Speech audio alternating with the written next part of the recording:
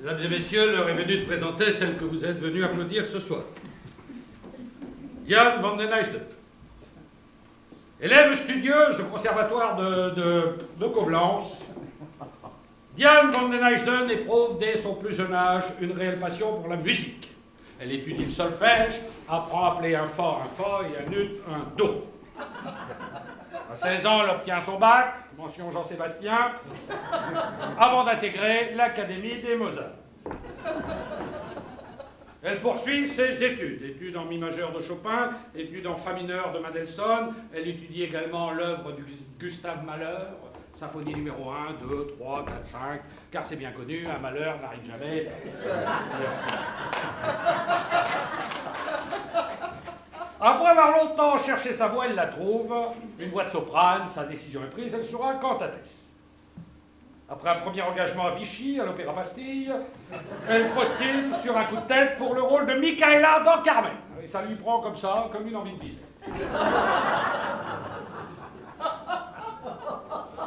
C'est lors de cette audition qu'elle fera la connaissance d'un chef d'orchestre. Il la prendra dans ses bras, l'emmènera dans son Litz. 9 mois plus tard, elle aura sa première portée.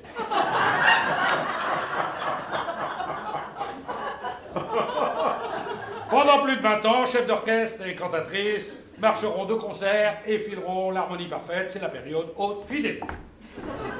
Il lui concoctera un répertoire sur mesure et la guidera dans ses choix. Bref, il lui apprendra à séparer le bon grain du livret. 2 opéras marqueront sa prometteuse carrière, Hamlet d'Ambroise Thomas, d'après l'œuvre de William Shakespeare, et Tristan et Isolde de Richard Wagner, 2 opéras indissociables, tant il est vrai qu'on ne fait pas d'Hamlet sans caser Isolde.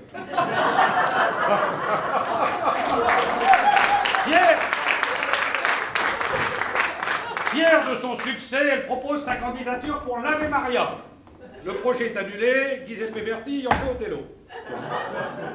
On n'y prendra pas 2 fois, puisque c'est bien connu, une femme à Verdi. En vaut 2, merci. En lieu et place, elle interprète le rôle de Marguerite dans la Nation de Faust d'Hector Berlioz. Erreur de jeunesse, elle avait omis de déclarer le spectacle à la Société de droits d'auteur, ce qui vaudrait une condamnation pour Faust et usage de Faust. Condamnation qui, fort heureusement, n'aura que peu d'influence sur sa future carrière. Les rôles s'enchaînent, elle interprète successivement de nombreux opéras de Richard Wagner, La Chevauchée des vaches qui rient, Les Tannhäuser, L'Ordure 1, L'Ordure 2, L'Ordure 3, et j'en passe. Vous aimez la musique germanique? Moi non plus. Donc j'irai pas jusqu'à dire que je déteste la musique germanique, mais la seule musique germanique que je supporte, c'est celle qui se joue en Allemagne pendant que je suis en France. Passionnée par la musique du 19e siècle,